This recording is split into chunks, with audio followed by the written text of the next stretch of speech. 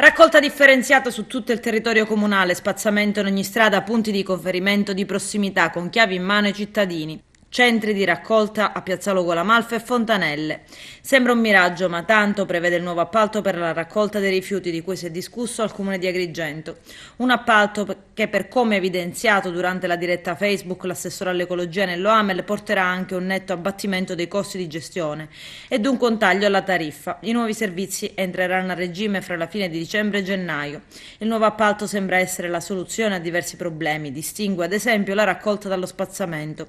Saranno due canali diversi, organizzati diversamente, ha spiegato Nello Amel. Anche nello spazzamento ci sarà un calendario che sarà rispettato, per cui si saprà quando una strada verrà spazzata e non si tratterà come adesso di un fatto da programmare e organizzare.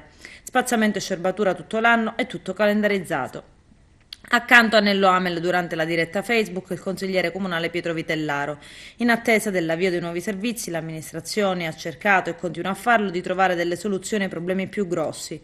Siamo riusciti a organizzare un servizio di scerbamento aggiuntivo che ha portato e sta producendo i suoi effetti. Continua Amel, la frazione di Fontanelle è stata totalmente scerbata e poi si passerà ad altre parti della città. Continueremo per almeno altri 2 mesi, ha spiegato Amel. Abbiamo già sottoscritto la convenzione con l'Aquarinto per quanto riguarda i 10 ragazzi immigrati che operano sulla città e che sono dei grandissimi lavoratori, ha commentato. Ragazzi che non tolgono lavoro ai nostri connazionali perché non vengono pagati. È un'azione assolutamente volontaria.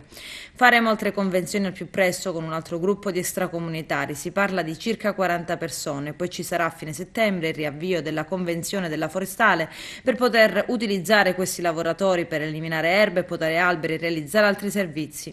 Stiamo cercando, prosegue l'assessore al ramo, di riaprire le isole ecologiche. Con il nuovo appalto le cose miglioreranno. Nelle isole ecologiche ci saranno tutti i servizi, anche di deposito delle batterie ed oli esausti, dei componenti elettrici ed elettronici in disuso e l'orario d'apertura sarà a tempo pieno per l'intera giornata, 5 giorni la settimana. Per i grossi condomini si metteranno a disposizione le cosiddette rastrelliere per evitare lo scempio dei mastelli messo uno sopra l'altro. Per il centro storico arriverà la carriora scoiattolo che scenderà le scale e raccoglierà rifiuti differenziati porta a porta anche nelle strade dove furgoni non possono arrivare.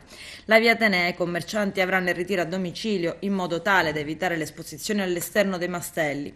La raccolta dell'umido per quanto riguarda i ristoranti sarà organizzata in maniera puntuale. Il calendario prevederà ogni giorno il ritiro di umido, carta, cartone per le utenze non domestiche, ovvero le attività commerciali. Stiamo considerando, ha continuato Amel, una riformulazione della raccolta sulla base delle esigenze manifestate. Sarà spostata la raccolta della carta dal lunedì a un altro giorno della settimana, così gli studi professionali e le attività non avranno la necessità di rientrare e mettere il mastello fuori nella giornata di domenica.